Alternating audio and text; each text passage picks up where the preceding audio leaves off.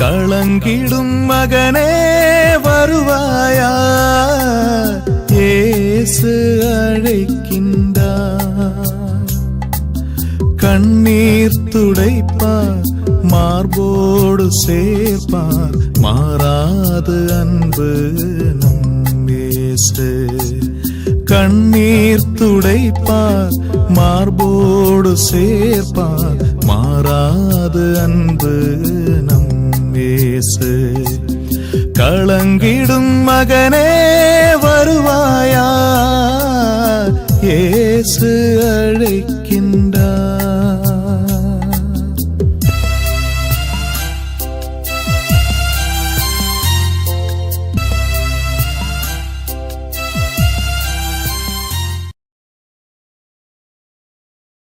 இயேசு கிறிஸ்துக்குள் பிரியமானவர்களே, ஆண்டவராய் இயேசு கிறிஸ்துவின் பரிசுத்தமுள்ள திருப்பெயரிலே நல்வாழ்த்துக்கள்.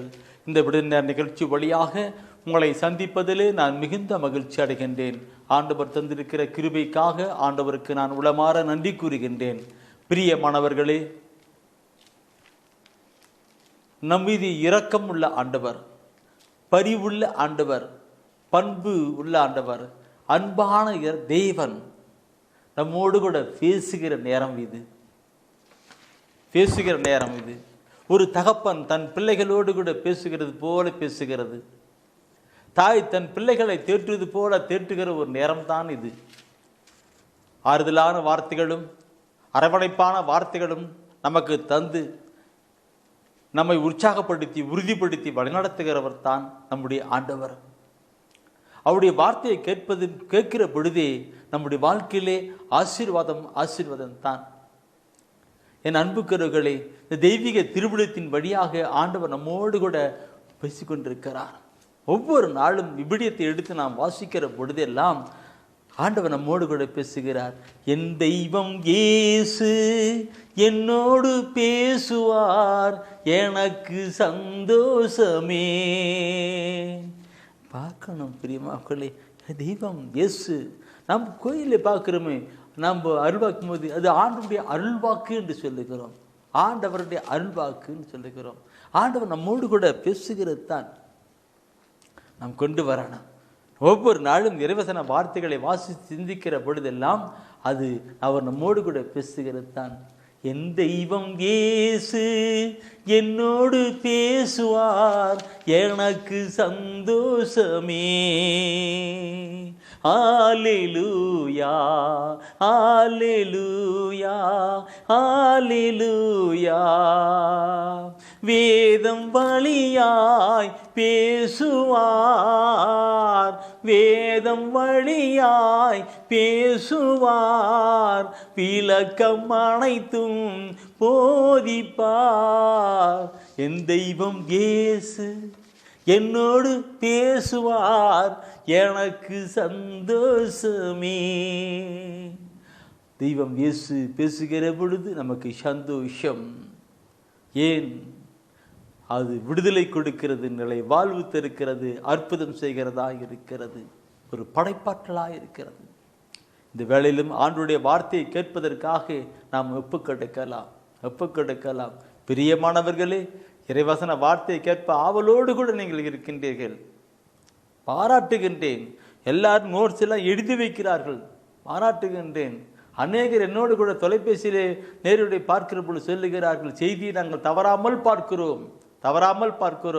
அந்த 7:30 மணி ஆனால் தான் நாங்கள் உடனே விடிவுக்காராமல் வந்து வருவோம்.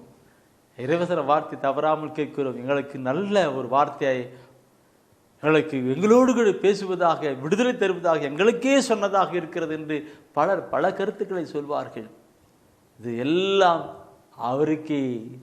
அவருக்கே துதி கன மகிமை, அவருக்கே துதி கனமை. இப்பொழுதும் ஆண்டவரை பேசும் என்று நாம் ஒப்புக்கொடுக்கலாமா? அவருடைய வார்த்தையை நாம் கேட்கிற பொழுது, அதை தியானிக்கிற பொழுது அது நமக்கு ஒரு விடுதலையாய் ஆசீர்வாதமாய் கடந்து வரட்டும். நேசிக்கிற நல்ல ஆண்டவரே, இந்த மாலை வேளையில எங்களை முற்றிலுமாய் தாழ்த்தி உடைய கரத்தில் ஒப்புக்கொடுக்கிறோம். மரியாதை போல உடைய பாதப்படியிலே அமர்ந்து கொண்டிருக்கிறோம். ஆண்டவரே, நீர் பேசுவீராக. உம்முடைய வார்த்தை எங்களுக்கு விடுதலை தருவதாக, உம்முடைய வார்த்தை எங்களுக்கு நிலை வாழ்வு தருவதாக, உம்முடைய வார்த்தை எங்களுக்கு நல்வழி காட்டுவதாக. ஒப்புக்கொடுக்கிறோம். ஆண்டவரை உங்களை முற்றிலுமாய் தாழ்ச்சி உங்களுடைய சமூகத்தில் ஒப்புக் கொடுத்து நாங்கள் ஜெபிக்கிற பொழுது ஆண்டவரே நீர் எங்களோடு கூட பேசும் வாழ்வளிக்கின்ற வார்த்தை எங்களுக்கு தாரும். ஆமீன், ஆமீன். பிரியமானவர்களே, ஆண்டவர் நம்மை உயர்த்துகின்ற வழிகள் என்ன என்று நாம் சிந்தித்துக் கொண்டிருக்கிறோம். ஆண்டவர் நம்மை உயர்த்துகின்ற வழி என்ன என்று பார்த்துக்கிறோம். நம்மை எல்லாரும் உயர்த்த வேண்டும் என்பதுதான் நம்முடைய அப்பா தந்தையினுடைய எண்ணங்களும் இயக்கங்களும். என்னுடைய பிள்ளைகள் இருக்கிறார்கள் என்றால் அந்த பிள்ளைகள் எதுவும் நிலையில் இருக்கக்கூடாது, அவர்கள் வளரப்பட வேண்டும். படிக்கிற பிள்ளைகளாக இருந்தால் நல்ல மார்க் எடுத்து அவர்கள் அதிகமான மார்க் எடுத்து அவர்கள் வரணும். நல்ல காலேஜில் அவங்க போகணும், அந்த படிச்சுட்டு வரணும், தொழிலில் வரணும், தொழில் செய்கிறார்கள் அவர்கள் முன்னேற்றம் ஆகிட்டு இருக்கணும், தனிப்பட்ட வாழ்க்கையிலே அவர்கள் வாழ்ந்து வளரணும். இப்படியெல்லாம் சாதாரணமான இருக்கிற பெற்றோர்களே நாம் நம்முடைய பிள்ளைகளை குறித்து கொண்டிருக்கிறோம். அப்படி என்றால் நம்ம எல்லாம் தாயின் கருவயத்திலே படைத்தாரே, அவர் என்ன ஏக்கம் கொண்டிருப்பார்? நாம் எல்லாம் உயரப்பட வேண்டும். நாம் எல்லா மக்களிலும் மற்ற சமயத்து மக்கள் மத்தியிலே நாம் உயர்ந்திருக்கப்பட வேண்டும், எந்த ஒரு குறையும் இல்லாமல் உயர்ந்திருக்கப்பட வேண்டும் என்று அவர் விரும்புகிறார். எனவே தான் இந்த நாளிலே அவர் காட்டுகின்ற வழியை நாம் சிந்தித்து கொண்டிருக்கிறோம். முதலாவது பார்க்கிற பொழுது மனம் திரும்புதல் காரியம் இறக்கப்பட வேண்டும். மனம் திரும்புதல் பார்க்கணும். இன்றைக்கு உலகப்புறமான வாழ்க்கையிலே பாவமான வாழ்க்கையிலே அவரை விட்டு விலகி போயிருக்குமானால் நாம் மீண்டும் திரும்பி அவர் பக்கமாய் வர வேண்டும். அவர் பக்கமாய் விரும்புகிற பொழுது அவர் நம்மை உயர்த்துகிறவராய் இருக்கிறார். இது முதல் அடிப்படையான கருத்து, அடிப்படையான மனம் திரும்புதல், திரும்பி அவர் பக்கம் வருதல், இதுதான் மிக முக்கியமானது. அடுத்தது நாம் பார்க்கிற பொழுது நம்மை தாழ்த்துகின்ற பொழுது ஆண்டவர் உயர்த்துவார். எனக்கு நிறைய படிப்பறிவு இருக்கிறது, எனக்கு பேச்சு திறமை இருக்கிறது, எனக்கு நிறைய பலம் இருக்கின்றது, நான் பெரிய பணக்காரனாக இருக்கிறேன், அப்படிப்பட்ட நிலையெல்லாம் தன்னைத்தானே உயர்த்துகிற நிலை கொண்டு வரக்கூடாது. நம்மை நாமே தாழ்த்தணும். உள்ளத்தின் ஆழத்தில் இருந்து நாம் தாழ்த்தணும். ஆண்டவராய் இயேசு கிறிஸ்து எப்படி தாழ்த்தினார் என்று நாம் பார்க்கிறோமே, அதே போல நாம் தாழ்த்தணும். அன்னை மரியாள் இதோ ஆண்டவருடைய அடிமை என்று தாழ்த்தினார்கள். அவரை ஆண்டவர் உயர்த்தினார். இந்நாள் முதல் எல்லா தலைமுறையும் என்று சொல்லப்பட்டிருக்கிறது. எத்தனை பார்க்கணும். ஆவில் நிறைந்த ஒரு பாடல் பாடுதான், அந்த பாடல் தான் இப்படி நடந்து கொண்டிருக்கிறது இல்லையா? நேற்று தினத்தில் நான் பார்க்கிற பொழுது அருமையான நண்பர் அருமையான அந்த பாடலை பாடி தாய் மறியலியாக கொண்டு வந்தார்கள். எனவே நண்புக்குள்ளே நாம் தாழ்த்துகிற பொழுது ஆண்டவர் உயர்த்துகிறார். இப்போ மூன்றாவதாக நாம் சிந்திக்கிற ஒரு கருத்தை நான் பார்க்கிற பொழுது, என் அன்புக்குறவுகளே, ஆண்டவர் சமூகத்திலே நம்மை தாழ்த்தியோடு ஒப்பும் பொழுதில் காத்திருக்கப்பட வேண்டும். அந்த காத்திருத்தல் என்பது பார்க்கும் பொழுது அவர் நம்மை உயர்த்துகிறதா இருக்கிறது. இந்த காத்திருத்தல் என்று நான் சொல்லுகிற பொழுது இது ஒரு உணர்வு, தூயாவை உணர்த்துகிறது. அதாவது இந்த கோழி முட்டையை அவித்தில் வைப்பாங்க நம்ம கிராமப்புறத்தில். இப்போ எல்லாம் விஞ்ஞான முறையில் மாறி போய் உணது. அந்த காலத்தில் பார்க்கும் பொழுது கோழி அவித்தில் வைப்பார்கள். இப்போ வைக்கிறாங்க, கிராமத்தில் வைக்கிறார்கள்.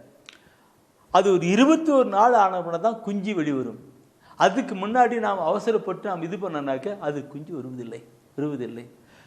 அது குறிப்பிட்ட நாள் காத்திருக்கணும். இப்போ இருந்தால்தான் அது குஞ்சு வரும் இல்லைங்களா? அதே போல நம்முடைய வாழ்க்கையிலே ஆண்டவர் சமூகத்திலே காத்திருத்தல் பட வேண்டும். காத்திருக்கிற பொழுது அவர் ஏற்ற காலத்திலே நம்மை உயர்த்துகிறவராய் இருக்கிறார். ஒரு குறிப்பிட்ட காலகட்டத்திலே உயர்த்துகிறார். இப்போ இன்னைக்கு இந்த பையனுக்கு இந்த காலகட்டம் வருகிற பொழுது அவன் உயர்த்துகின்ற நிலை, இவருக்கு இந்த காலகட்டம் வருகிற பொழுது அது உயர்த்துகின்ற நிலை இவருக்கு. அப்போ ஒவ்வொருவருக்கும் இந்த பிள்ளைகளுக்குனாக்க இந்த காலத்தில் தான் அவருக்கு மேரேஜ் எல்லாம் செய்வாங்க. அது இல்லாமல் ஆரம்பத்தில் செய்வாங்களா? இல்லை, அந்த திருமணத்துக்கான காரியங்களும் இருக்கணும். இப்படியெல்லாம் ஒவ்வொன்றுக்கும் அவருடைய கிருபைக்காய் காத்திருக்கப்பட வேண்டும் என்று பார்க்கிறோம். இதை பார்க்கிற பொழுது புனித பேதுரு திருமுகத்திலே அழகாக சொல்லுவார். புனித பேதுரு தன் திருமுகத்தில் சொல்லுவார். 1 பேதுருலே 5ஆம் அதிகாரத்திலே 6வது வசனத்தை 1 பேதுருலே 5ஆம் அதிகாரத்திலே 6வது வசனம் அருமையா அந்த கடைசி பகுதியாக இருக்கும். அந்த பகுதியை படித்து பாருங்க. என்ன சொல்லப்பட்டிருக்கின்ற கடவுளுடைய வல்லமை மிக்க கரத்தின் கீழ் உங்களை தாழ்த்துங்கள். அப்பொழுது அவர் ஏற்ற காலத்தில் உங்களை உயர்த்துவார். கருத்தை பார்க்கணும். கடவுளுடைய வல்லமை மிக்க கரத்தின் கீழ் உங்களை தாழ்த்துங்கள். அப்பொழுது அவர் ஏற்ற காலத்திலே உங்களை வைத்தார்.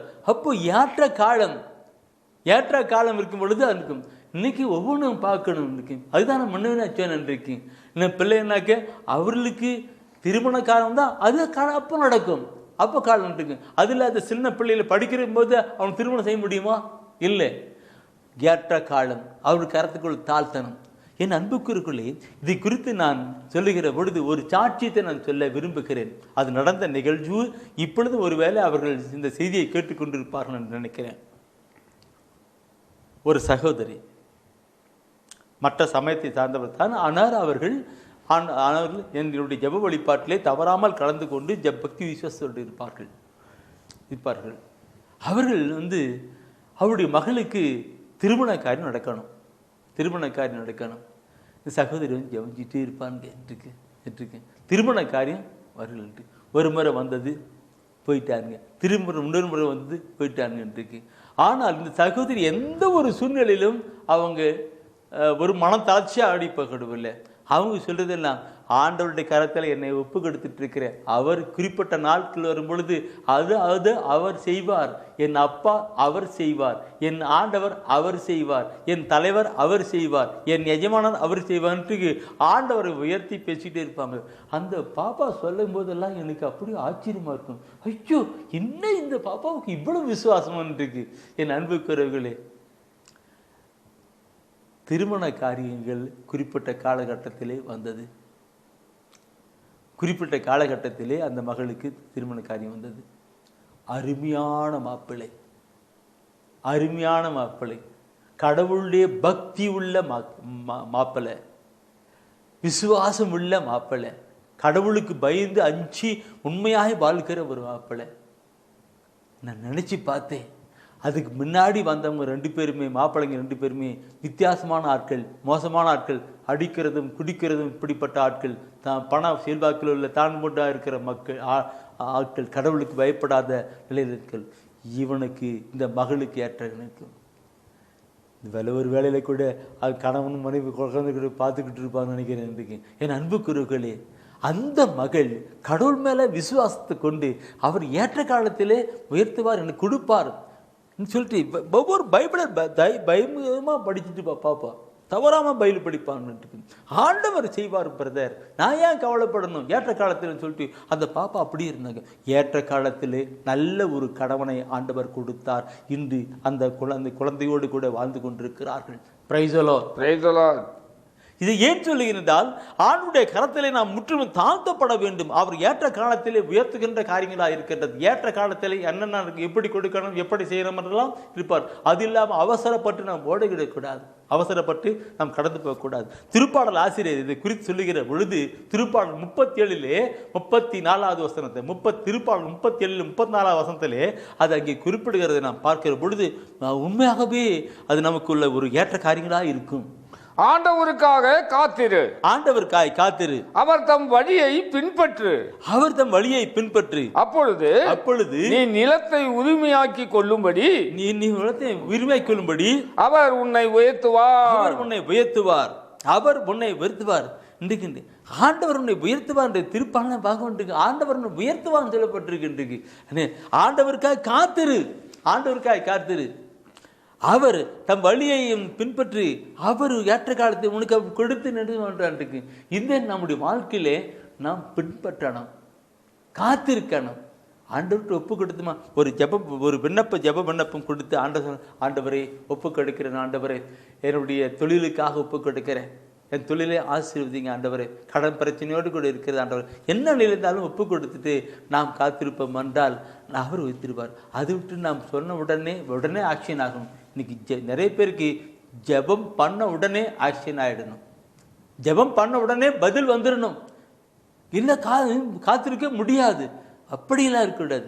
நாம் ஜெபித்தோமா அமைதியாக காத்திருக்கணும். ஆண்டவர்கிட்ட சொல்லியாச்சு, அவர் கண்டிப்பாக செய்வார். அது நாம் காத்திருக்கணும். அப்படி காத்திருக்கிற பொழுதுதான் இங்கே சொல்லப்பட்டிருக்கு, ஆண்டவருக்காய் காத்திரு. அவர் சொல்றார் திருப்பட காத்திரு, அவர் தம் வழியை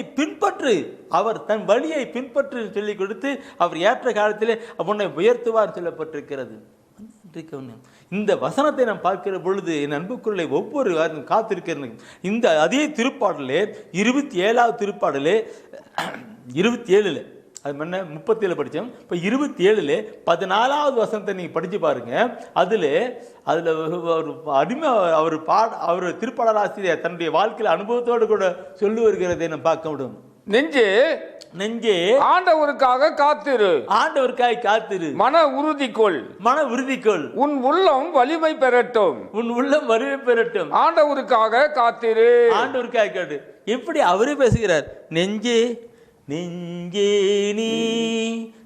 அவரு பாடாரு, ஆண்டவரை போற்று நெஞ்சே நீ, ஆண்டவரை போற்று என் முழு உள்ளமே அவர் புகழை பாடு. நெஞ்சே காத்திரு, போற்று, புகழு, பாடு அன்று நெஞ்சென்று கொண்டு இருக்குன்னு. அப்படியா என் அன்புக்குறவுகளே, ஆண்டவருக்காய் நாம் காத்திருக்கிற பொழுது ஆண்டவர் உயர்த்துவார். அதுதான் முன்னாடி ஒரு உதாரணத்துக்கு நினைக்கின்றேன். அந்த உதாரணம் மாத்திரமல்ல, நான் நிறைய உதாரணம் சொல்ல முடியும் இருக்கு. ஒரு தம்பி அந்த தம்பி வேலை இங்கே பார்த்தான், வேலை கிடைக்கல. அதனால் வெளிநாட்டுக்கு போகிறதுக்காக அந்த தம்பி முயற்சி எடுத்து இன்வால்வ் பண்ணிட்டு இருந்தான் இருக்கு. அங்கேயும் சரியான உடனே ரிப்ளை வரல. சரி, இவன் மனசு குழம்பி போயிட்டு ஒரு தியானத்துக்கு வந்தான். தியானத்துக்கு வரும் பொழுது அங்கே இந்த கவுன்சிலிங் ஆலோசனை சொல்லுகிற பொழுது, நிலையில் ஜபிக்கிற பொழுது ஆண்டவர் சில கருத்துக்களை சொல்லி கொடுத்தார். முற்றிலுமாய் தாழ்ந்து ஆண்டவருக்காக காத்திருந்தான். பிரியமானவர்களே, வேலை இங்கே கிடைக்கலன்னு தான் வெளிநாட்டுக்கு போகிறதுக்கு அவன் விசாவுக்கெல்லாம் பணங்கள்லாம் கட்டி நிறைய ரிமூவ் பண்ணிட்டு இருந்து செட்டப் பண்ணிட்டு இருந்தான். ஆண்டவருக்கு காத்திருந்தான். ஆண்டவரே ஒப்புக் கொடுக்கிறேன், என் எதிர்கால வாழ்வுடைய கரத்தில் ஒப்புக் கொடுக்கிறேன் சொல்லிட்டு இன்னும் காத்திருந்தான். நெஞ்சே இன்னும் கண்டிப்பாக செய்வார் நிலையில வைத்திருந்தான். அவனுக்கு அவங்களுடைய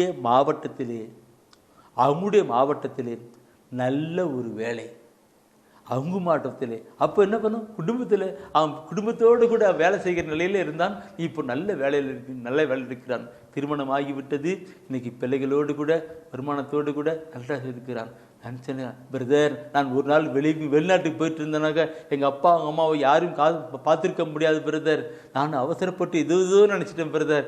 ஆனால் என்னைக்கு தியானத்துக்கு வந்தேனோ அப்பொழுதுதான் ஆண்டவருக்காய் காத்திருக்கிறேன் என்ற ஒரு நிலையை நான் உணர்ந்தேன், அறிந்தேன். ஆண்டவருக்கு ஒப்பு கொடுத்து அமைதியாக இருந்தேன். ஆண்டவர் எனக்கு அருமையான ஒரு வேலை கொடுத்தார். எங்கள் ஊர்லேயே எங்கள் பக்கத்திலே இப்போ வேலை, எனக்கு இப்போ திருமணம் ஆயிடுச்சு, பிள்ளைகள் இருக்கிறாங்க, குடும்பத்தோடு கூட வாழ்ந்து கொண்டு இருக்கிறேன் என்று அருமையாக சாட்சி சொன்னான். என் பிரியமானவர்களே, நான் பார்க்கணும், ஆண்டவருக்காய் காத்திருக்கணும். இதை குறித்து நாம் பார்க்கும் பொழுது ஏசியா புத்தகத்திலே 40ஆம் அதிகாரம் 31வது வசனம் சொல்லுகிற ஒரு கருத்து உண்டு. ஏசியா புத்தகம் 40ஆம் அதிகாரத்திலே 31வது வசனம் பார்க்கணும். பிரியமாக ஒவ்வொன்றும் ஆண்டவர் சொல்லுகிறதை பார்க்கணும். ஆண்டவர் மேல் நம்பிக்கை வைத்திருப்பவர்களோ புதிய ஆற்றல் பெறுவர். கழுகு போல் இறக்கை விரித்து உயரே செல்வர். அவர்கள் ஓடுவார்கள், களைப்படையார். நடந்து செல்வர், சோர்வடையார். பாருங்க, அங்கு அருமையான கருத்துள்ள ஒரு கருத்து. இன்னைக்கு அந்த கழுகுன்னு சொல்லுது, கழுகுன்னு பண்றது. அந்த கழுகை பார்க்கிற பொழுது சில காலகட்டத்தில் வரும்போது அதெல்லாம் தன்னுடைய ரெக்கையெல்லாம் பிரித்து எல்லாம் கீழே தள்ளி விட்டுட்டு அவங்க அப்படி இருக்கும். அது புது ரெக்கம் உண்டாகும். புது ரெக்கம்னா புது பலனோடு கூட அது உயர்ந்து பறந்து போகுமா. அது பழைய இறக்கும் பொழுது அதெல்லாம் அவ்வளோ ஒன்று சக்தி முடியாது. எல்லாம் பழைய இறக்கும் போது அதெல்லாம் அவ்வளோ ஒன்று இல்லை.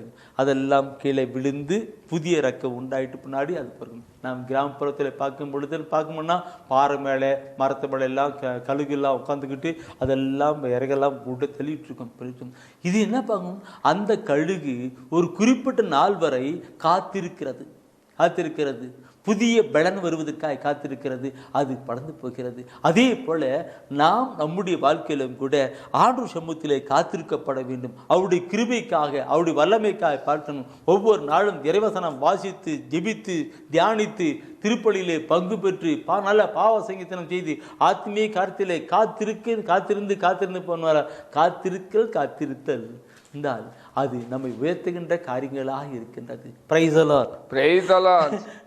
லூகாஸ்ல 24ஆம் அதிகாரத்துல 49வது வசனத்தை நாம் பார்க்கிற பொழுது அது நாம் பார்க்கிற லூகாஸ்ல 24ஆம் அதிகாரம் 41வது வசனத்திலே அங்கு ஒரு கருத்து சொல்வார். இன்றைக்கு ஆண்டவராக இயேசு கிறிஸ்து விண்ணகம் செல்வதற்கான காரியங்களை கடந்து வருகிற பொழுது அங்க சொல்லுவார்.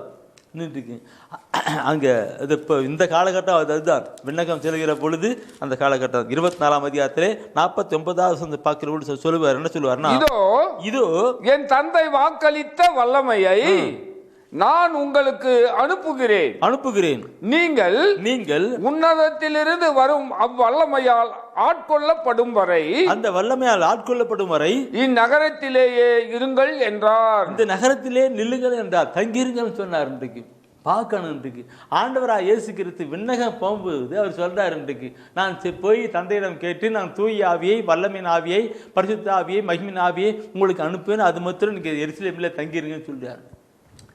காத்திருந்துக்கணும் இல்லைங்களா?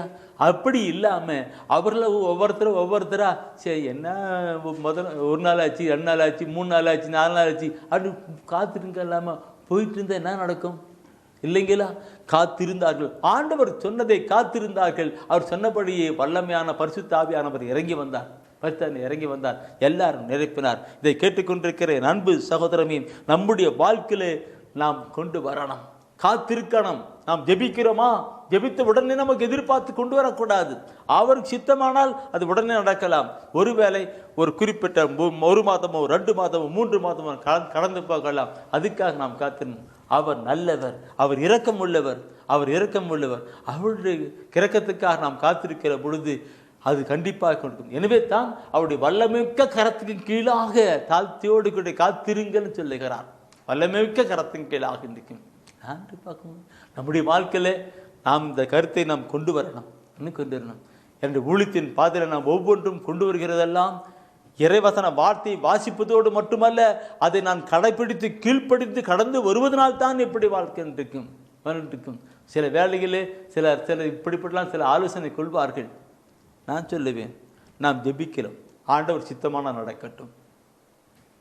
பிரதர் நீங்கள் ஜெபம் பண்ணிக்கல நடந்துச்சு. அவர் ஒரு குறிப்பிட்ட நாளை வைத்திருப்பார். அந்த நாளில் நடக்கும். இன்றைக்கு என் அன்புக்குரியவர்களே, அப்படியே ஒவ்வொன்று காலத்திலே கடந்து வருகிறது. அதற்கென்று ஒரு காலம் வைத்திருக்கிறார். இந்த நாட்களிலே அதை நடத்துகிறார்.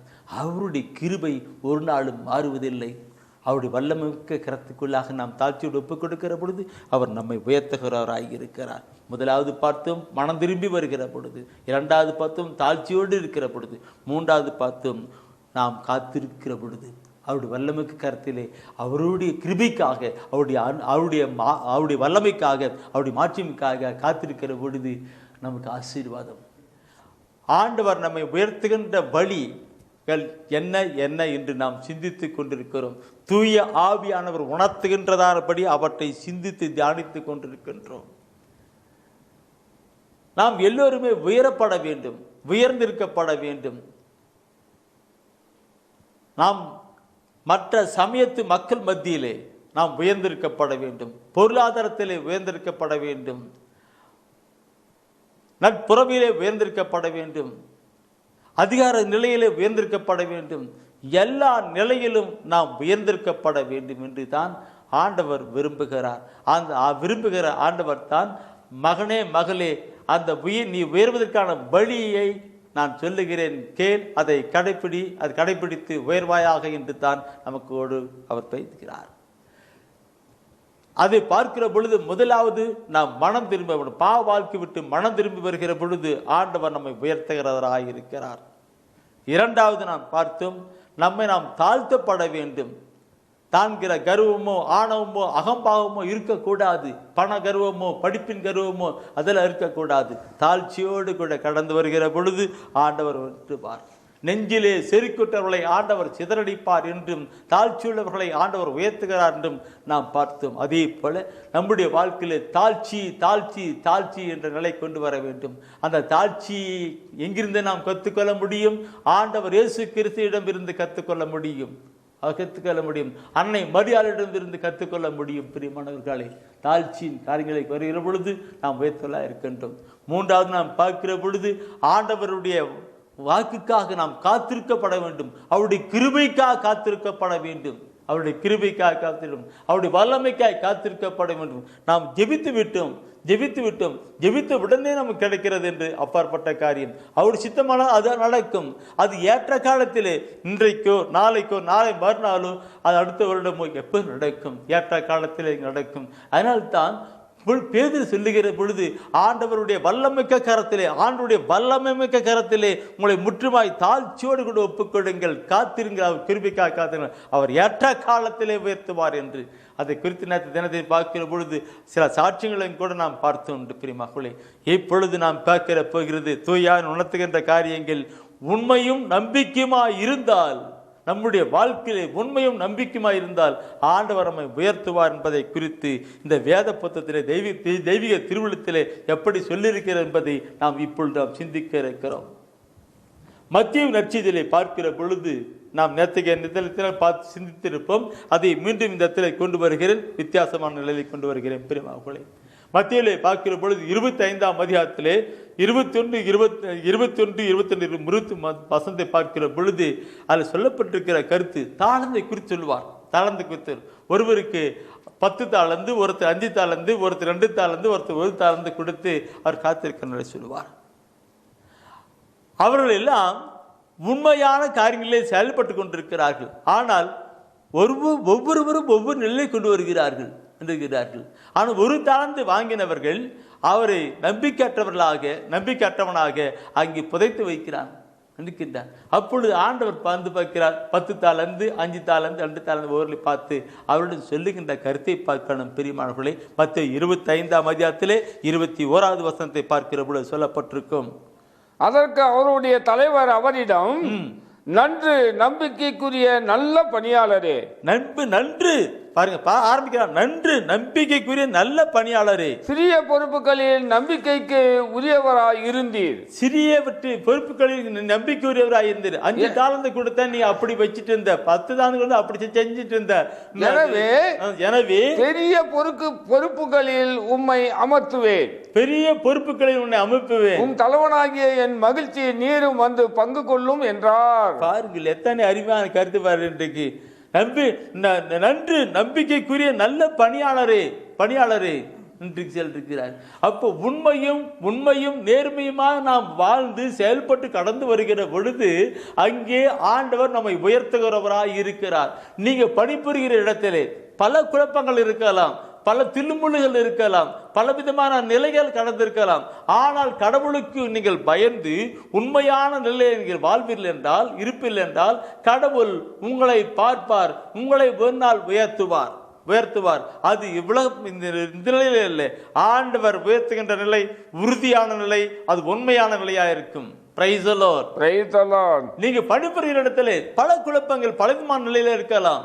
ஆனால் நீங்கள் ஆண்டவருக்கு உண்மையாய் உத்தமாக ஆண்டவருக்கு பணி செய்கின்ற நிலையிலே கடவுளுக்கு பயந்து நான் வாழ்ந்து கொண்டிருக்கிறேன், கடவுளுக்கு பயந்து உண்மையாய் வாழ்ந்து கொண்டிருக்கிறேன். நீங்கள் உங்களுக்கு கொடுக்கப்பட்ட வேலையை உண்மையும் உத்தமாக நீங்கள் செய்வீர்கள் என்றால் ஆண்டவர் பார்த்து ஏற்ற காலத்திலே உங்களை உயர்த்துவார். அது ஏற்ற காலத்தில் உயர்த்துகிற பொழுது அது நல்ல உயர்ந்த ஒரு நிலையாக இருக்கும். இது நான் சொல்லுகிற பொழுது எனக்கு ஒரு உண்மையான ஒரு சாட்சியும் கூட நான் சொல்ல வேண்டிய நிலையில் இருக்கின்றேன். எப்படி என்றால், எங்க ஊரில் ஒரு சகோதரன் ஒரு ஆபீஸில் ஒர்க் பண்ணிட்டு இருந்தார். அந்த ஆபீஸில் இருக்கிறவங்க அத்தனை தப்பான காரியங்கள், பல விதமான காரியங்கள். இந்த தம்பிக்கு தான் நிறைய வேலையெல்லாம் கொடுப்பாங்க. இப்படி பல நிலையிலே இருந்தான். ஆனாலும் கூட இந்த தம்பி உண்மையான நிலையிலே அவன் வேலை செஞ்சுக்கிட்டே இருந்தான். உண்மையான நிலையிலே நேர்மையாக கரெக்டாக டைம் போவான், நேர்மையாக வேலை செய்வான், உண்மையாக செய்வான், வந்தால் கூட டைம் எடுத்து கூட வேலை செய்வான். அப்படியே வேலை செய்து கொண்டிருந்தான். மற்றவங்களாம் பார்த்து ஒரு மாதிரி பேசிட்டு இருப்பானுங்க இன்றைக்கு. ஏன்னா இந்த தம்பி அடிக்கடி எனக்கு ஜெப வழிபாட்டில் கலந்து கொள்வான். நான் இறைவசன வார்த்தையெல்லாம் படிப்பான். நான் ஆண்டவரை பற்றி அதிகமாக சொல்லுகிற பொழுதெல்லாம் அதை பற்றுறுதியை கொண்டிருந்தான். அதனால உண்மையான காரியம் செஞ்சான். ஒரு குறிப்பிட்ட காலம் வந்தது. என் அன்புக்குறவுகளே, ஒரு அதிகாரி மாற்றல் ஆகிட்டு புதிய ஒரு அதிகாரி வந்தார். அந்த அதிகாரி ஒவ்வொருத்தரும் செய்கிற வேலையெல்லாம் பார்த்து வந்தார். இந்த தம்பி செய்கிற வேலையை பார்த்துட்டு அந்த தம்பியை அசிஸ்டன்ட் மேனேஜராக போட்டார். அசிஸ்டன்ட் மேனேஜராக அந்த தம்பி இருந்தார். எல்லா பொறுப்பும் உண்டு. இப்போ இவனுக்கு மற்றவங்கிட்ட கீழே இருந்த மனிதன் இப்போ மற்றவங்களெல்லாம் இவங்கிட்ட கீழே இருக்கிற அளவுக்கு அங்கே உயர்த்தப்பட்டார். இதை நான் நினைச்சு பார்த்தனாக்க இந்த வசனம் தான் எனக்கு உண்மையாகவே நினைவுக்கு வருகிறது. பார்க்கணும், ஆண்டவர்களுடைய சமூகத்திலே நாம் உண்மையும் நேர்மையும் மொத்தமாக இருக்கிற பொழுது அவர் ஏற்ற காலத்தில் உயர்த்துவார் என்று இந்த மத்தியில் சொல்லப்பட்ட அதே கருத்தை நாம் வேற ஒரு இடத்துல இன்னும் கூட கருத்தை சொல்ல அதே கருத்து தான் இன்னும் கருத்து மத்திய 24ஆம் அதிகாரத்திலே பார்க்கிற பொழுது 45 முதல் 47 வசனத்தை பார்க்கிற பொழுது அங்கே கூட ஒரு கருத்து சொல்லப்படும். இதே கருத்தான் அவர் சொல்லுகின்ற அந்த நம்பிக்கைக்குரிய பணியாளரையும் சொல்லி கொண்டு வருவார். நம்பிக்கைக்குரிய பணியாளர்னு சொல்லிட்டு பார்க்கணும். அதில் பார்க்கிற பொழுது மத்தேயுவில் 24ஆம் அதிகாரத்திலே 45 and 47 வசனத்திலே அங்கே 20 வருஷம் சொல்லி நினைக்கிறேன். தம் வீட்டு வேலையாட்களுக்கு வேலை உணவு பரிமாற தலைவர் அமர்த்திய நம்பிக்கைக்கு உரியவரும் அறிவாளியுமான பணியாளர் யார்? தலைவர் பார்க்கும்போது தம் பணியை செய்து கொண்டிருப்பவரே அப்பணியாளர். அவர் பேறு பெற்றவர். அவரை தம் உடைமைகளுக்கெல்லாம் அதிகாரியாக அவர் அமர்த்துவார் என உறுதியாக உங்களுக்கு சொல்கிறேன். தன் வேலைக்காரர்களுக்கு வேலைக்கு உணவு பரிமாறுகிற அந்த நபர்னு சொல்லுது. இன்னைக்கு வேலையாட்களுக்கு நேரத்துக்கு உணவு பரிமாறுகிற அந்த அதை சரியா செஞ்சிட்டு இருக்கிற அந்த அவனை பார்த்துட்டு முதலாளி பார்த்து அந்த அவனை ஆசிரிக்கிறான். இந்த கருத்து என்ன கருத்தோடு நான் கொண்டு போனேன் தெரியுங்களா? இன்றைக்கு வேலைக்கு உணவு அது என்று பார்க்கிற பொழுது ஆத்ம உணவு நாம் கொடுக்கணும். யாரெல்லாம் உண்மையாகவே ஆன்மீக உணவை, கடவுளுடைய ஆன்மீக உணவை மக்களுக்கு வேலை கொடுக்கிறார்களோ அவர்களை ஆண்டவர் பார்த்து ஏற்ற காலத்திலே நன்று நல்ல ஊழியனே, நீ இப்படிலாம் இருந்தால் எனவே நான் அப்படி வைக்கவேன்னு சொல்லி வைக்கிறான்னு. இந்த கருத்தை நீங்கள் தயவு செய்து கொஞ்சம் உங்கள் வீட்டில் அமர்ந்து கொஞ்ச நேரம் சிந்தித்து பாருங்க. எப்படி இருக்கிறது? ஆண்டவருக்காக ஊழியம் செய்கிற ஒரு மனிதன் அந்த நேரத்துக்கு நற்செய்தியை, ஆவிக்குரிய ஆத்மீக உணவை கொடுக்கணும். அப்படி கொடுக்கிற பொழுது ஆண்டவர் அவர்களை வல்லமையாக, கிருபையாக, தன்னுடைய வல்லமையும் கிருபையும் வெளிப்படுத்துகிற ஒரு ஊழியக்காரனாக பயன்படுத்துவார் என்று பார்க்கிறோம். பிரியமானவர்களே, பிரைஸ் தி லார்ட்.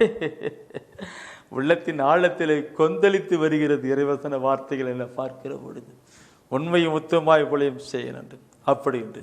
சரி, அடுத்த ஒரு கருத்தை நாம் பார்க்கிறோம். ஒவ்வொரு கருத்தான் அடுத்து உயர்த்தது என்ற பார்க்கிற பொழுது கொடுப்பதினால் நாம் உயரப்படுகிறோம். ஒருவேளை நாம் வறுமையில வாழ்ந்து கொண்டிருக்கலாம். நாம் வறுமையில வாழ்ந்து கொண்டிருக்கிற நாம் ஆண்டவருக்காக, கடவுளுக்காக நாம் கொடுக்கிற பொழுது ஆண்டவர் நம்மை அதிகமாய் ஆசீர்வதித்து அந்த வறுமையில் இருந்து உயர்த்துகிறார், அந்த ஏழ்மையிலிருந்து உயர்த்துகிறார். எனவே தானே நாம் முதல் ஆரம்பத்தில் பார்த்திருந்த 1 சாமுவேல் 2ஆம் அதிகாரத்தில் 8ஆம் வசனம் பார்த்தோமல்ல, ஏழைகளை அவர் அப்படியாய் உயர்த்துகிறார் என்று. வறுமை விட்டவர்களை அவர் உயர்த்துகிறார் என்று பார்த்தோமே. எப்படி உயர்த்துகிறார்? ஆண்டவருக்கு கடவுளுக்காக நாம் கொடுக்கிற பொழுது நாம் ஏழ்மையா இருக்கலாம், அதே ஏழ்மையிலிருந்து ஏழ்மையை கொடுக்கிற பொழுது அங்கே நாம் உயர்த்தப்படுவர்களாக இருக்கிறோம். பிரியமானவர்களே, உயர்த்தப்படுவர்களாக இன்று நான் பார்க்கிற பொழுது இப்படிப்பட்ட ஒரு ஆசீர்வாதத்தை பெற்றிருக்கிற அநேக சகோதரர் உண்டு. என் கண்களாலே பார்த்து நான் ஆச்சரியப்பட்டு போன, வியந்து போன சகோதர சகோதரிகள் உண்டு. அவர்கள் ஏழை எளியவர்களுக்கு தாராளமாய் கொடுப்பார்கள். ஏழைகளுக்கு, அனாதைகளுக்கு, கைவிடப்பட்டவர்களுக்கு அவர்களால் முடிந்து கொடுப்பார்கள். ஏன் தன்னிடம் இருப்பதை அப்படியே கொடுத்துட்டு போவார்கள். அப்படி கொடுத்தவர்கள் எல்லாம் இந்த நாட்களிலே ஆண்டவர் தானே உயர்த்திருக்கிறார். ஏனென்றால் வேத வசனம் திருமுறை பைபிளில் சொல்லப்பட்டிருக்கிறது. திருப்பாடல் எடுத்து படித்து பாருங்கள். திருப்பாடல் 112 9வது வசனத்தை நீங்க படிப்பில்லைனால் அதில் சொல்லுகின்ற கருத்தை பார்க்கணும்.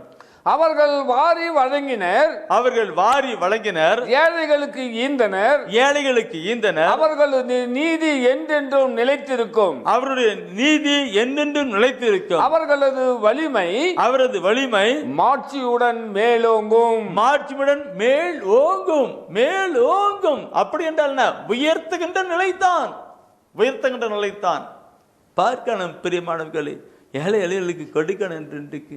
அந்த ஏழை எளியவர்களுக்கு நாம் கொடுக்கணும் இருக்கு. அப்போ ஏழை எளியவர்களுக்கு கொடுக்கிறது சொல்லும்போது சின்னம் சிறிய ஒருவனுக்கு நீ செய்த போதெல்லாம் எனக்கே செய்தா என்று சொல்லப்பட்டிருக்கிறது. அந்த எனக்கே செய்தா என்று சொல்லுகிற பொழுது அந்த எனக்கே செய்தேன் சொல்லுகிற அந்த ஆண்டவர் நம்மை அப்படி எப்படியெல்லாம் ஆசீர்வதித்து நடத்துவார். அந்த ஏழ்மையை விட்டுருவாரா? அப்படியே தூக்குவார், உயர்த்துவார். ஏழ்மையிலே நான் உயர்த்துவேன், வறுமையிலிருந்து உன்னை உயர்த்துவேன் சொல்லுகிற உயர்த்துவார். இந்த கருத்தை பார்க்கிற பொழுது நீதிமொழி புத்தகம் சின்னம் சிறிய ஒருவனுக்கு சொல்லுகிற கருத்தை நான் கொண்டு வருகிறேன். நீதிமொழி புத்தகம் 19ஆம் அதிகாரத்தில் 17வது வசனத்தை நீங்கள் படித்து பாருங்கள். 19ஆம் அதிகாரம் 17வது வசனத்தை படித்து பாருங்கள். ஏழைக்கு இறங்கி உதவி செய்கிறவர் ஆண்டவருக்கு கடன் கொடுக்கிறார். அவர் கொடுத்ததை ஆண்டவரே திருப்பி தந்து விடுவார் சொல்லப்பட்டிருக்கு. அவர் திருப்பி எப்படி தருவார்? ஏழை கொடுக்கிறவனுக்கு கடவுளுக்கே கடன் கொடுக்கிறார். கடவுளும் அதை அவர் திருப்பி கொடுக்கிறார். எப்படி கொடுப்பார்? வட்டி முதலோடு கொடுப்பார் என்று பார்க்கிறோம். என் அன்புக்குறவர்களே, கொடுங்கள் உங்களுக்கு கொடுக்கப்படும், அம்மைக்கு குளிக்கு மடியிலே சரிந்து விழும்படி போடுவேன் என்று சொல்லுகிறவர் நம்முடைய ஆண்டவர். நாம் ஏழ்மையிலே இருக்கிற பொழுது, நாம் நம்முடைய நிலையிலே நாம் ஆண்டவருக்கு கொடுக்கிற பொழுது ஆண்டவர் பார்ப்பார். நான் சொல்லுகிறேன் பிரியமானவர்களே, ஒரு பெரிய பணக்காரன் அவன் தன்னுடைய பாக்கெட்டில் இருந்து ஒரு 2000 ரூபாய் எடுத்து ஒரு ஏழை கொடுக்கிறதும் சரி, ஒரு ஏழை ஒரு 20 ரூபாய் கொடுக்கிறதும் சரி. பெரிய பணக்காரன் ஒரு 2000 ரூபாய் எடுத்து ஒரு ஏழை கொடுக்கிறதும் சரி, அதே நேரத்தில் ஒரு ஏழ்மையில வறுமையில இருக்கிறவன் ஒரு 20 ரூபாய் எடுத்து கொடுக்கிறதும் சரி. இதைத்தான் ஆண்டவர் சொல்லுகிற பொழுது சொல்லுகிறான். அந்த காணிக்கை செலுத்துகிற பொழுது சொல்லுகிற பொழுது விதவியானவர் கொடுக்கப்பட்ட காணிக்கை மிக பெரிய காணிக்கை என்று சொல்லுகிறான். பெரிய காணிக்கை என்று பணக்காரன் சொல்ல அங்கு விதவை கொடுக்கப்பட்ட காணிக்கையை மிக பெரிய காணிக்கை சொல்லுகிறார். அப்படி என்றால் ஒரு ஏழ்மை நிலையிலே வறுமை நிலையில இருக்கிறார் நாம் ஆண்டவர் கொடுக்கிற பொழுது அது பெரிய காணிக்கையா இருக்கு. அந்த விதவையானவள் தனக்கு உள்ளதை எல்லாம் கொடுத்து விட்டாள், எனவே அவள் கொடுத்த காணிக்கையே மிக பெரிய காணிக்கை என்று ஆண்டவர் இயேசு கிறிஸ்து அந்த அருமையான ஓமையில சொல்லிக் கொடுக்கிறார். பிரியமானவர்களே, நாம் ஆண்டவருக்காய் கொடுக்கிற பொழுது, கடவுளுக்காய் கொடுக்கிற பொழுது, ஏழை எளியவர்களை பார்த்து அவர்களையும் கடவுளாக நினைத்து அவர்களுக்கு செய்கின்ற பொழுது ஆண்டவர் நம்மை உயர்த்துகிறார், நம்முடைய ஏழ்மையை மாற்றுகிறார், நம்முடைய வறுமையை மாற்றுகிறவராக இருக்கிறார். Price the Lord, praise the Lord. என்னுடைய சாட்சியத்தில் நிறைய நான் சொல்ல முடியும். என் அன்புக்குறவுகளே, கடவுளுக்காய் கொடுக்கணும். சின்னம் சிறிய ஒருவனுக்கு செய்து பதிலான்னு சொல்லப்பட்டு ஏழை எளியவர்களுக்கு கொடுக்கணும். அது மாத்திரமல்ல, கடவுளுக்காக நற்செய்திக்காக கொடுக்கிறார்கள். இந்த கடவுளுக்காக நற்செய்தி கொடுக்கிறேன்னு சொல்லுகிற பொழுது இன்னைக்கு எவ்வளவோ பெரிய பெரிய பணக்காரர் இருக்கிறார்கள். பெரிய பணக்காரர்கள் அதெல்லாம் அவளுக்கு இல்லை. ஆனால் சாதாரண எளிய நிலையில் இருக்கிறவர்கள் தான் இந்த ஊழியத்தை எல்லாம் தாங்கி கொண்டிருக்கிறார்கள். அவர் வறுமையில் இருக்கிறவர்கள் தாங்கி கொண்டிருக்கிறார்கள். எனக்கு தெரிஞ்சு எனக்கு ஒரு சாதாரண கிராமத்தில் ஒரு விவசாயம் செஞ்சு கொண்டிருக்கிறவர்கள் சாதாரண கிராமத்தில் விவசாயம் செய்து கொண்டிருக்கிற கூலி வேலை செய்து கொண்டிருக்கிறவர்கள் ஒரு உண்டியலை எடுத்து வச்சு அந்த உண்டியில் ஒவ்வொரு நாளும் அவளுக்கு வருகிற வருமானத்தில் எல்லாம் எடுத்து எல்லாம் காசுலாம் பணத்தெல்லாம் போட்டு வந்து என்னை கொடுத்தார்கள். நான் ஏற்கனவே இதை குறித்து நான் சொல்லியிருப்பேன் நினைக்கிறேன். ஆனால் இப்பொழுது தூயார் உணர்த்தனால் தான் மீண்டும் சொல்லுகிறேன். அந்த ஏழை குடும்பத்தார்கள் கிராமத்திலே ஏழ்மையில வறுமையிலே வாழ்கிறவர்கள், சாதாரணமான கிராமம் நிலை இருக்குது அப்படி போட்டிருக்கோம், அவர்கள் கொடுத்திருந்தார்கள். அதில் ஒரு ஒண்டியில் அதில் வீட்டெல்லாம் போட்டு பணமெல்லாம் போட்டு ஒரு மாதம் கொண்டாந்து கொடுத்தார்கள். பிரதர் நற்செய்தி ஒழித்துக்கா தொலைக்காட்சி ஒழித்துக்காக வரும் அது நாளுடைய பிரதத்தை கொடுத்தேன். நான் அது வாங்கி படித்து பார்த்தேன். இன்றைக்கு ஒரு நாளுக்கு ப்ரோக்ராமுக்கு இல்லை, அதை விட அதிகமாக பணமே இருந்தது, அதிகமாக பணம் இருந்து ஆச்சரியப்பட்டு போனேன். உண்மையாகவே நான் கண்ணீரோடு கூட ஜெபித்தேன். அதை ஆண்டவர் நற்செய்தி பணிக்காக நான் பயன்படுத்தினேன். நான் பயன்படுத்துகிற பொழுது நான் ஜெபித்த ஒரு ஜெபம் இன்றும் என்னுடைய உள்ளத்திற்கு, ஆண்டவரே இந்த காணிக்கையை நான் நற்செய்தி பணிக்காக நான் பயன்படுத்துகிற பொழுது, ஆண்டவரே இந்த காணிக்கை நற்செய்தி பணிக்காய் நான் பயன்படுத்துகிற பொழுது நன்மையின் கருவூலமாகிய வானத்தின் கதவு திறக்கட்டும் ராஜா, வானத்தின் கதவை திறங்க பாப்பனை தகப்பனை திருப்புங்க, எஜமானனை திறங்க, இவருடைய குடும்பத்தை ஆசீர்வதிங்கன்னு சொல்லி அப்படியே மனபாரத்தோடு கூட ஜெபித்தேன். என்னவோ தெரியவில்லை என் அன்புக்குரியவர்களே, ஆண்டவர் அந்த ஜெபத்தை கேட்டார், அந்த காணிக்கை கேட்டார், பார்த்தார், ஆசீர்வதித்தார். அவர்கள் நிலத்திலே போர் போட்டார்கள். போர் போடுகிற பொழுது வறுமையான நிலைத்தான் அந்த போர் போடுகிற நிலையை ஆர்டர் கொடுத்தார். போர் போட்டார்கள். நல்ல தண்ணீர் கிடைத்தது. என் அன்புக்குரியவர்களே, அவர்கள் மற்ற இடத்தெல்லாம் போட்டு கூலி வேலை செஞ்சதெல்லாம் விட்டுட்டாங்க. இப்போ அவர் நிலத்தை பயன்படுத்தி நிறைய விளைச்சல் உண்டாகி கொண்டிருக்கிறது. ஆண்டவர் உயர்த்தினார் அவரை, அந்த கிராமத்திலே அவரை உயர்த்தினார். எல்லாரும் சொல்லுவாங்க, இங்கெங்கயோ கூலி வேலைக்கு போயிட்டு இருந்தாங்க, இன்னைக்கு பாருங்க எவ்வளவு வாழ்ந்துட்டு இருக்கிறாங்க, அவங்ககிட்ட நிறைய பேர் வேலை செய்கிறாங்கன்னு சொல்லிட்டு எல்லாம் ஆச்சரியப்படுகிறார்கள். இதை என்ன ஏன் சொல்லுகிறேன் என்றால், என் அன்பு குரவுகளே, நம்முடைய காரியங்களே ஆண்டவர் கொடுப்பதாய் கடந்து வருகிற பொழுது ஆண்டவர் உயர்த்துகிறவராய் இருக்கிறார். இதை நான் ஒன்று சொல்லிக்கொண்டிருக்கும். இந்த நான் சொல்லுகிற பொழுது ஆண்டவருக்கு ஊழியம் செய்கிற அந்த நிலையை கொடுத்தோம் சொன்னாங்க. சாரிபாத் என்கிற ஒரு உதவி இருந்தான், அவளுக்கு ஒரு பிள்ளை பையன் இருந்தாங்க. வறுமையான நிலை. அவர்கள் நான் பழைய ஏற்பாடு படிக்கிறோம், பஞ்சம். அப்பொழுது எலியா அங்கே போகிற பொழுது அங்கே கேட்கிறாங்க, ஒரு இதை சுட்டு கொடுங்கன்னு சொல்கிறாங்க. அந்த அம்மா சொல்கிறாங்க, கொஞ்சம் போது மாவும் கொஞ்சம் போது எண்ணெய் தான் இருக்கிறது, அதை நாங்கள் சுட்டு சாப்பிட்டுட்டு நானும் எங்கள் பையனும் இறந்து போயிடுவோம், அவ்வளோதான் யான்னு சொல்லிட்டாங்க. அப்போது இல்லையா அங்கே சொல்லுகிறார், முதல்ல எனக்கு ஒரு அப்பம் சுட்டு கொண்டு வாங்க சொல்கிறார். அப்பம் சுட்டு கொடுக்குறாருங்க. அப்பத்தை கொண்டு முதல்ல சுட்டு கொடுக்குறாங்க. என்ன நடக்கிறதுன்னு பிரிப்பாங்களே, நீங்கள் படிச்சிருப்பீர்கள், கேட்டிருப்பீர்கள். அந்த பஞ்ச காலம் முடிகிறது, அந்த மாவு குறையவில்லை, எண்ணெய் தீரவும் இல்லை என்று பார்க்கிறோம். மாவும் குறையவில்லை, எண்ணெய் தீரவில்லை என்று பார்க்கிறோம். அப்படியாக ஒரு ஆசீர்வாதம் வந்தார்கள். ஆண்டுடைய ஊழிக்காரனாக இருக்கிற அவரை கொடுக்கிற பொழுது. எனவே நண்புக்குள்ளே நம்ம ஏழை எளியவர்களுக்கு அனாதைகளுக்கு கொடுக்கிற பொழுது கடவுளுக்கு நாம் கொடுக்கிறவர்களாக இருக்கிறோம். கடவுள் நம்மை ஆசீர்வதித்து உயர்த்துகிறாய் இருக்கிறார். ஆண்டுடைய பணிகளுக்காக நற்செய்தி அறிவிப்பதற்காக நாம் கொடுக்கிற பொழுது, நம்மால் முடிந்து கருத்து கொடுக்கிற பொழுது ஆண்டவர் நம்மை அப்படியே உயர்த்துகிறவராய் இருக்கிறார். உங்களுடைய ஊழியக்காரருக்கு நாம் கொடுக்கிற பொழுது, ஆண்டவருக்காக அர்ப்பணம் பண்ணப்பட்டு வாழ்ந்து கொண்டிருக்கிற ஒரு ஊழியக்காரன் கொடுக்கிற பொழுது ஆண்டவர் உயர்த்துகிறவராய் இருக்கிறார். இதை பற்றி நான் நிறைய சொல்லணும் பிரியமானவர்களே. நாம் கொடுக்கிற ஒவ்வொரு பணமும் விண்ணகத்திலே சேர்த்து வைக்கப்பட்டதாக இருக்கிறது. அந்த விண்ணக வங்கியில இருந்தால் நமக்கு வட்டியும் முதலும் அதிகமாய் கொடுக்கப்படுகிறது. மத்தேயு 6:20 சொல்வாரே, அதாவது நாம் கொடுக்கிற ஒவ்வொரு பணமும் விண்ணக வங்கியிலே, விண்ணகத்திலே செல்வம் சேர்ப்பவர்களாக இருக்கிறோம். உங்கள் செல்வம் எங்கே இருக்கிறதோ அங்கு உங்களுடைய ஆத்மாவிற்கும் சொல்லப்பட்டிருக்கிறது. எனவே அன்புக்குரிய சகோதரமே கொடுங்க, உங்களுடைய ஏழ்மை நிலையிலிருந்து கொடுங்க, ஆண்டவர் உங்களை உயர்த்துவார். நான் பணக்காரனுக்கு சொல்லல, பணக்காரருக்கு அவர்கள் பைபிள் சொல்லுவார் இல்லைங்க, எல்லாத்தையும் விற்றுட்டு பின்னாடி வாட சொன்ன போது அவர் திரும்பி போயிட்டார். அவர் வர மாட்டானுங்க. ஏழைகளுக்கு சொல்லுகிறேன், வறுமையில் சாதாரண நிலையில் இருக்க சொல்லுகிறேன், நீங்கள் ஆண்டவர் கொடுங்கள், ஆண்டவர் உங்களை உயர்த்துவார். ஒவ்வொரு நிலையும் சிந்திப்போம், தியானிப்போம், அதை வாழ்வாக்குவோம், ஜீவிப்போம். உயர்ந்தவரும் உன்னதரும் தூயவரும் நீரே, உயர்ந்தவரும் உன்னதரும் தூயவரும் நீரே, துதி புகழ் ஆராதனை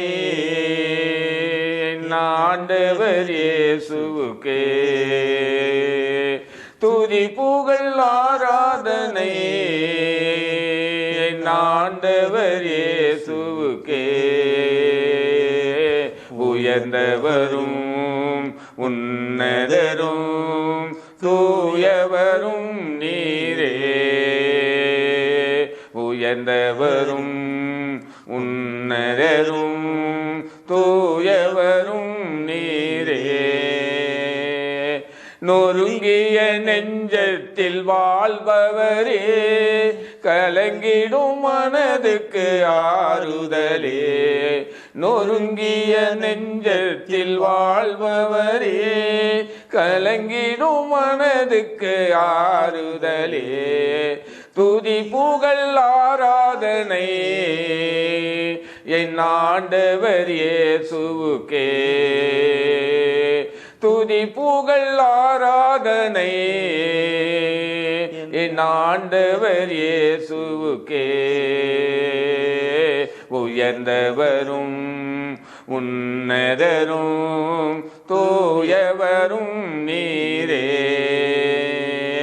நடப்பதும் இருப்பதும் உம்மாலே, உயிருடன் வாழ்வதுவும் செயலே, நடப்பதும் இருப்பதும் உம்மாலே, உயிருடன் வாழ்வதுவும் செயலே, துதி புகழ் ஆராதனை என் ஆண்டவர் இயேசுவுக்கே,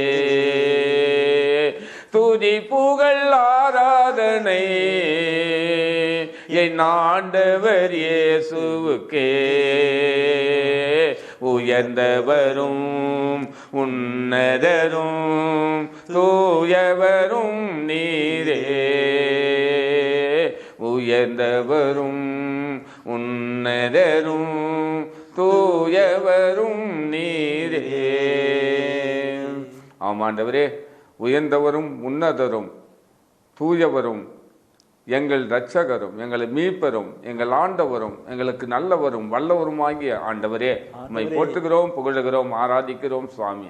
இதோ இந்த நாளிலே ஆண்டவரே, நீர் எல்லாம் வல்லவர் உயர்ந்தவர் என்ற இந்த இறைச்செய்தியை ஆண்டவரே, எப்படியெல்லாம் இருந்தால் எங்களை உயர்த்துகிறவர் என்ற இறைச்செய்தியை நீர் வெளியிட கொடுத்திருக்கிறீர் சுவாமி. நன்றி செலுத்துகிறோம் ஆண்டவரே, நன்றி செலுத்துகிறோம் ஆண்டவரே. மனம் திரும்புவதிலே நீங்கள் உயர்ந்தவர்களாய் இருப்பீர்கள், தாழ்விலே நீங்கள் உயர்த்தப்படுவீர்கள், காத்திருப்பதிலே நீங்கள் உயர்த்தப்படுவீர்கள், உண்மையும் நம்பிக்கையுமாய் இருப்பதால் நீங்கள் உயர்த்தப்படுவீர்கள், கொடுப்பதினால் நீங்கள் உயர்ந்து வாழ்வீர்கள் என்று சொல்லி ஆண்டவரே, இந்த இறைச்செய்தியை நீர் கொடுக்க உதவி செய்தீரே, உமக்கு நன்றி செலுத்துகிறோம் ஆண்டவரே. இந்த இறைச்செய்தி கேட்டுக்கொண்டிருக்க ஒவ்வொருவரையும் ஆசீர்வதிப்பீராக ஆண்டவரே. ஆண்டவரே, அவர்கள் செய்கின்ற எல்லா வேலைகளையும் நீங்கள் உயர்த்தும்படியாய் நாங்கள் ஜெபிக்கிறோம் ஆண்டவரே. ஆண்டவரே, கடன் பிரச்சனையால் வாழ்கின்ற குடும்பத்தை நீர் ஆசீர்வதிப்பீராக ஆண்டவரே. ஆண்டவரே, கொடுங்கள் உங்களுக்கு கொடுக்கப்படும் என்று சொன்னீரே, அமுக்கி குலுக்கி சரிந்து விழும்படி உங்கள் மடியில் அளந்து போடுவார்கள் என்று சொன்னீரே ஆண்டவரே. அப்படியாக ஆண்டவரே, இந்த இறை செய்தியை ஆண்டவரே ஒவ்வொரு நாளும் ஆண்டவரை வெளியிட பண உதவி செய்கிற எல்லா குடும்பங்களையும் நீர் ஆசீர்வதிக்கும்படியாய் உயர்த்தும்படியாய் நாங்கள் ஜெபிக்கிறோம் ஆண்டவரே. ஆண்டவரே, விடுதலை நேரம் ஆண்டவரே, எல்லா குடும்பத்திலும் விடுதலை செய்வதற்காக உமக்கு நன்றி செலுத்துகிறோம் ஆண்டவரே. ஆண்டவரே, கண்ணீரோடு மனம் கலங்கி இருக்கிற ஆண்டவரே, உள்ள நொறுங்கி இருக்கிற எல்லா குடும்பத்தையும் ஆண்டவரே நீர் ஆசீர்வதிக்க முடியாது. ஆண்டவரே உள்ள நொறுங்குறவர்களுக்கு ஆறுதலை கொடுக்க முடியாது, நோயாளிகளுக்கு ஆண்டவரே சுகத்தை கொடுக்க முடியாது. நான் ஜெபிக்கிறேன் ஆண்டவரே, ஆசீர்வதியும் ஆண்டவரே, ஆசீர்வதியம் பலப்படுத்தும் ஆண்டவரே. யார் யார் யார் யார் யாதைகளுக்கு இறங்கி கடன் கொடுக்கிறார்களோ அவர்கள் உமக்கு கடன் கொடுக்கிறார்கள் என்று சொன்னீரே ஆண்டவரே. ஆண்டவரே அப்படிப்பட்டவர்களுக்கு ஆண்டவரே 1க்கு 100ஆக ஆண்டவரே நீர் கொடுக்க முடியாது. நான் ஜெபிக்கிறேன் ஆண்டவரே, ஆசீர்வதியும் ஆண்டவரே, பலப்படுத்தும், காத்துக்கொள்ளும். எங்கள் அற்புத இயேசுவின் நாமத்தில் ஜெபிக்கிறேன் எங்கள் நல்ல பிதாவே, ஆமென். அரியே வாழ்க ஆண்டவரும் உடனே, பெண்களிலே நீர் பேரு பெற்றீரும் மகனும் வாழியவே. பரிசுத்த மரியாயே எங்கள் பரமனின் தாயாரே, பாவிகள் எங்களுக்காய் பரமனை மன்றாடும். இப்போதும் நீர் மன்றாடும், எப்போதும் நீர் மன்றாடும். தீமைகள் நெருங்கையிலே பரமனை மன்றாடும். மரணம் வருகையிலே எம்மை தாங்கும் அம்மா.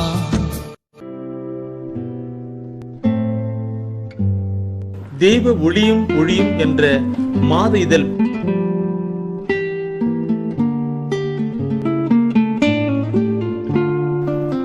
எமது டிவைன் ஊழியத்தின் வழியாக வெளியிடப்படும் தேவ ஒளியும் ஒளியும் என்ற மாத இதழ் பெற வேண்டும் என்றால் சரியான முகவரியை அனுப்புங்கள்.